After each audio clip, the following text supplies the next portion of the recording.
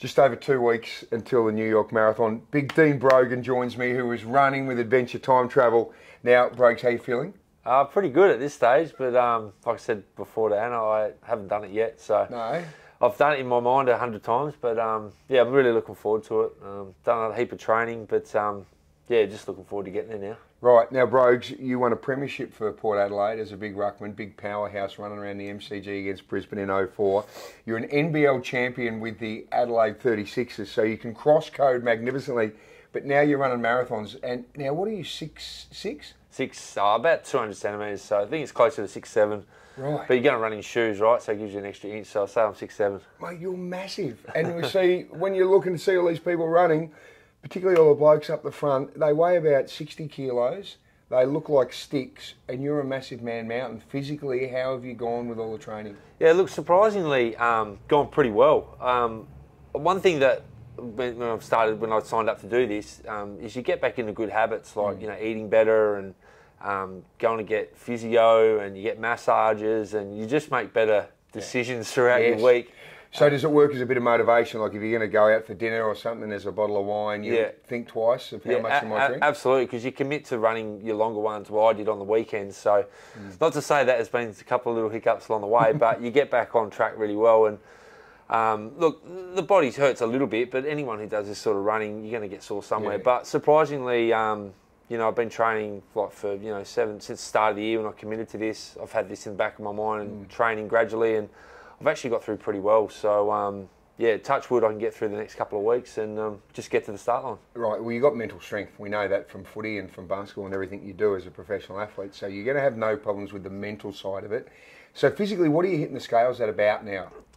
So I think I'm about 94, 95 kilos. So since I was about 100, I've always been pretty light. Yeah. But since I've started a lot of this running, I have stripped off a little bit of weight. You can normally tell when you put your belt, put your belt on your jeans, and I'm at my really last button now. So I probably need to, upgrade my jeans and all that sort of stuff. So that says I've probably lost a fair bit of weight around my stomach line. Yep.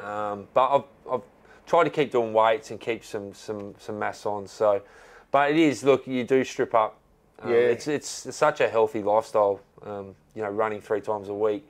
You do strip up pretty well and you can keep pretty lean. So 94, 95 now. What did you play at when you were playing footy? Yeah, I hovered around 100. Right. A couple of years I played just over 100, but mainly that 98 to 100. And what did you ever blow out to post footy? You ever sort of weren't doing that? I was pretty good. Look, I'm pretty lucky. I've always been lean. Yeah.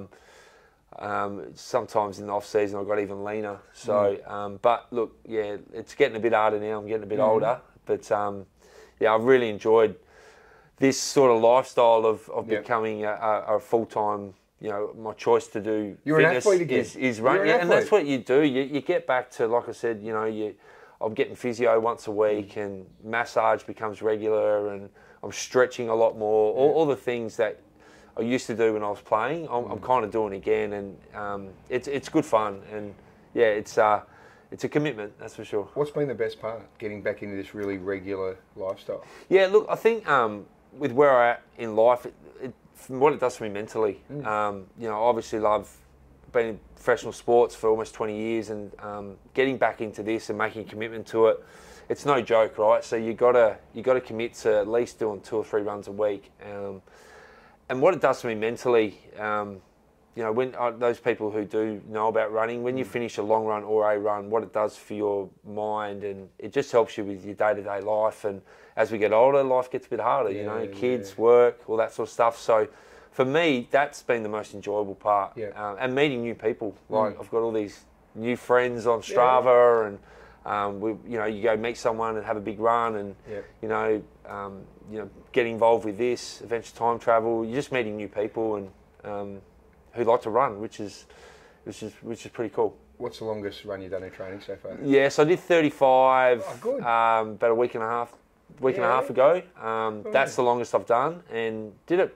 I was surprised. I didn't do it easy, but I got to it. I didn't want to stop, which was good. But the next 5 or 7K would have been interesting. I've heard mixed reports about the wall kind of hits. You want the wall to hit late in the 30s, and I think you told me if it hits around 30, you're in a bit of trouble. So I've had it hit in the 20s. Don't worry, I've had it hit low 20s, and you just go, you know, you've got a long way ahead. Yeah. That's brilliant. If you can get through 35, and you ran on your own, did you? Or you ran with I ran 10K by myself, but I had a couple of footy boys, ex-footy boys, and that's the other good thing too, right? Coming out of Port, like a couple of boys that are retired recently, like Robbie Gray and Paul Stewart, they're all running now. We're all sort of running together, and they're talking about doing a marathon. So brilliant. It's kind of cool that ex-athletes are getting back into this, because you can lose your way a little bit, and to have this goal, and they're all waiting to see how I go, because they want to sign up for it next year and do things like that too. So it's really cool. We'll get a whole gang of ex-Port boys. The key to that would be to get there as late as you can, because if you got there a week early, we treat it like a footy trip and maybe not make the run. So that's post-running, right? That's post. So you got to get in there on, say, the Wednesday, Thursday, look after yourself. But that's the best thing, mate. You've done so much work and you've had months to prepare for it. You can go out after, you can have a couple of drinks, you can have a really great feed, and for you can go and buy some new jeans and a new belt when you're in New York. Probably not in New York, because the cost of it You'd be right. might be. But no, I'm really looking forward to it. And look, talking to you over the years, you've done a lot. It's something that we've spoken about for a while, and it's finally going to happen. So it's a bit of a dream of mine to even run a marathon, but to do it in New York is going to be insane. And I'm counting down the days to jump on the plane. Look, the best part is, if you're going to do a marathon and you commit and you do all the dedication that you're doing, if you put it together with like a holiday, it actually really gives you something to look forward to. Yeah. I mean, there's no point just doing the Adelaide Marathon, your first marathon, because you got to make an event of it, and that makes it so much more special. What are you nervous about? What's the biggest? Now, there's no downsides to it, and there's probably a little bit of fear, but what's the challenge? Yeah. Not the negative, the challenge. It's a good question. I just the unknown. And that's why I did my 35k run the other way and I stopped, because I want to feel that last 7 on the day. Like I wouldn't say I'm scared, but it's a good fear. It's a good not knowing something's I love, and putting like just getting through it. Like, am I going to get through it? Is my body going to hold up? Am I going to go all that way and hopefully I don't get sick? And so you think about all these things, but just finishing is the unknown. That's the kind of good, scary part of it. But I'm looking forward to that feeling, because it's hard to replicate, playing professional sport and the competitive and the what you put your mind through. That this comes pretty close to it.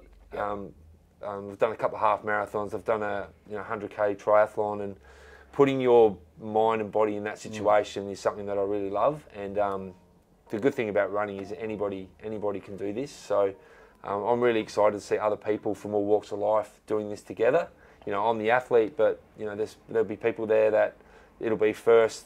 They've only just started running this year and things like that. So it'd be good to get to know these people and see their experiences as well. So it's going to be, and help each other through, which is going to be really, really cool. You said that it takes all sorts of people. Running's for everyone. And you'll notice, you would have seen this doing half marathons and so forth. They're all shapes and sizes, ages, running, and you might see someone who thinks, they might be carrying a little bit of weight, but they just come streaming past you and ever. But for you, you're going to be one of the people, because you're such a big unit. People be running on, you'll be like one of the New York skyscrapers, just moving because you're so big. So people will be stunned, because there's not a lot of blokes 6'6", 6'7" running marathons. So I reckon you're going to be like a novelty for people. So you'll be mowing past them. Bit of a windbreak for people as well. Absolutely. They'll be just going, what is going on? Because, it's like sometimes you sit behind someone for 10k or 15k.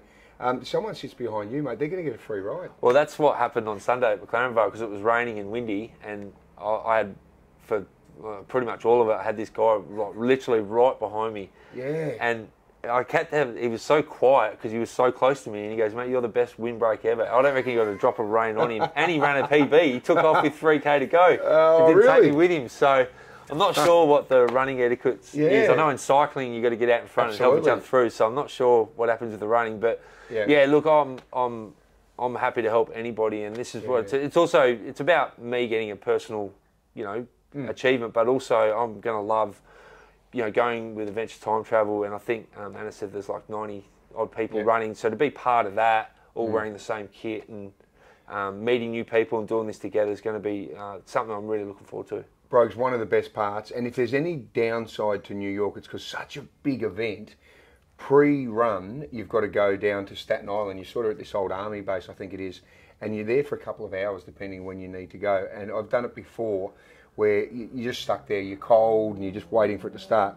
But the best thing with Adventure Time Travel, Anna has got it sorted. She takes you in the bus onto Staten Island. Instead of going and waiting down there, you actually go to the hotel and you lie back and relax. You get a full breakfast and you can lie on the couches. You can have a little kip so you don't get stuck in what is really the only negative logistically for the thing. So, mate, you're going to love that bit. Just don't eat too much. Yeah. Don't slam the buffet before you run. Okay? I think the other point is having toilets. So one thing I've noticed about running is all that stuff is really important. I've been caught out a couple of times where you know I haven't probably gone to the toilet as much, or I haven't eaten enough, or got my hydration right. So one thing I did hear about, and you told me this, is going with Adventure Time Travel, is this part of this package is where its value really is. Absolutely. So, and you know, training for a lot and knowing what that means.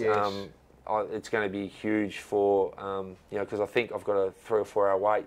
So to be, you know, looked after like that is going to, I should be running PBs. I should be running good time. You'll be right. You just got to find a bloke who's 6'10" that you can run behind him. Because there's one thing too, the worst part, and everyone that runs knows this, sometimes you get to like a Portaloo and it looks like a crime scene. There's no other way to describe it.